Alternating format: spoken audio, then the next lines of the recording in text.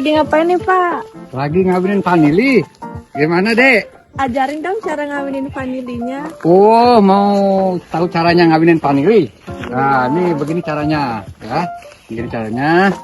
Ini kebetulan vanili yang sudah dikawinkan seperti ini jadinya. Seperti ini buahnya. Ini yang baru mekar ya, yang baru mekar. Begini caranya ya. Pertama, ini disobek dulu, mahkota bunganya ini disobek, kemudian ditekuk. Nah, di sini nih ada lidah bunga vanili yang kecil ini. Nah, ini harus dinaikkan begini, kemudian baru ditekan. Nekannya itu jangan terlalu lama ya, jangan terlalu keras. Ya, baru dilepas begini. Nah, ini dilakukan sebaiknya pada pagi hari antara jam 8 sampai jam 9. Kalau di sini ya, masing-masing daerah punya punya waktu tersendiri-sendiri. Begitu, Dek. Ya, coba praktekkan. Ini disobek dulu mahkotanya. Ya, kemudian ditekuk. Kemudian naikkan lidah bunganya itu lamelanya ke atas. Ya, baru ditekan ini serbuk sarinya biar menempel. Nah, ini serbuk sarinya ini biar menempel di kepala putik. Iya, seperti itu. Nah, gampang kok. Gimana nih, Pak, cara stressing vanilinya? Jadi cara stressing vanili yang benar adalah begini. Ini potong akar-akar semu, akar udara harus dipotong seperti ini.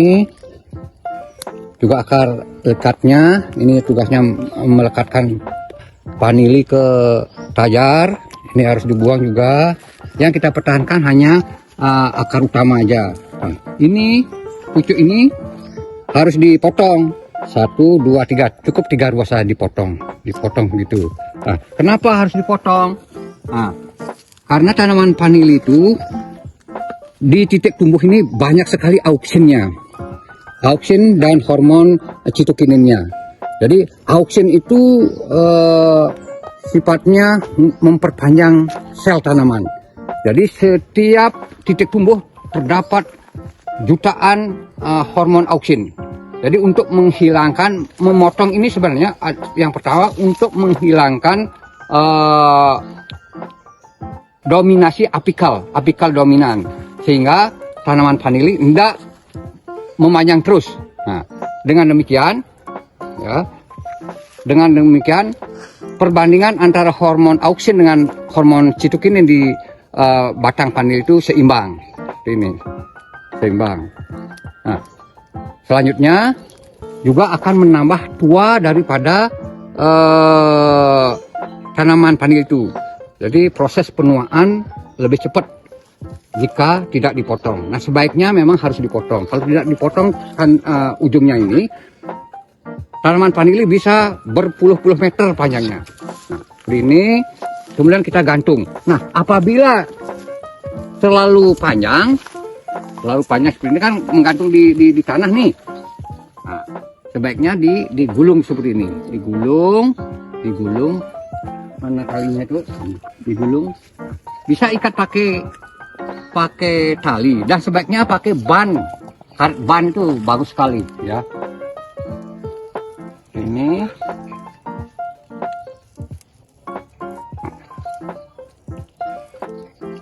ya, baru kita gantung sini, atau kalau nggak ada tali bisa dikaitkan di ranting-ranting tanaman atau tajar.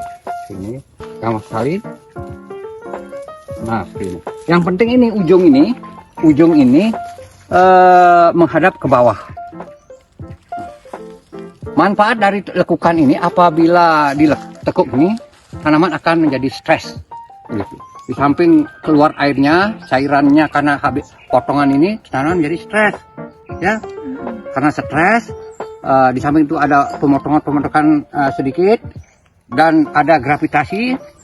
Faktor gravitasi juga ujungnya ini harus menghadap ke bawah, sehingga tanaman itu stres. Nah, tanaman yang stres biasanya muncul hormon florigen.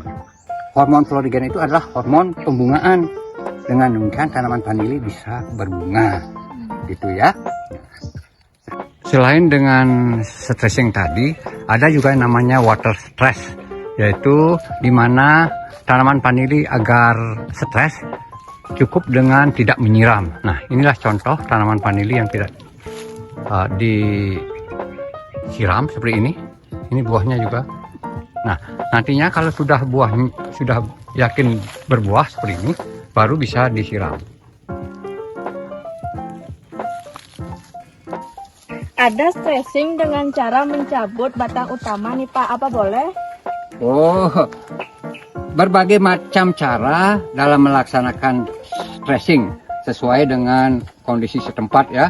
Namun di dalam budidaya tanaman sehat sebaiknya itu hindari dengan cara mencabut akar utama. Karena sebagaimana yang Bapak sampaikan tadi, akar vanili itu ada 4 jenis. Pertama akar utama, ada akar gantung, akar likat, dan akar semi pencari makan. Nah, yang harus dipertahankan adalah justru akar utama yang ada di bawah nih, yang agak di bawah ini. Nah, ini aja rumput ini Bapak tidak cabutin, fungsinya yaitu untuk menjaga kelembaban. Yang kedua, biar tidak dicakar-cakar oleh ayam tetangga gitu. Kalau dicakar-cakar sama ayam tetangga, akarnya justru bisa terjabut, tanaman menjadi tidak bagus pertumbuhannya.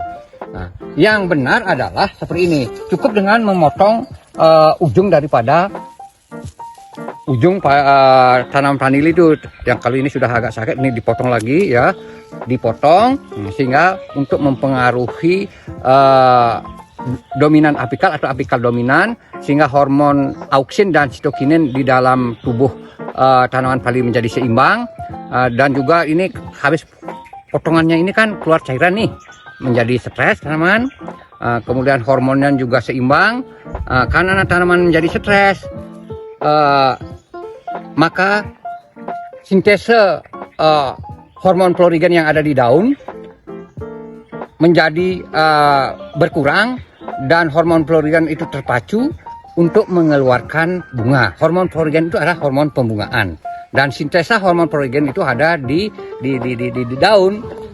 Nah, tergantung juga pada fotoperiodik atau lamanya tanaman vanili itu mendapatkan sinar. Untuk tanaman vanili membutuhkan penyinaran 40-60%. Makanya tanaman vanili itu membutuhkan naungan ya.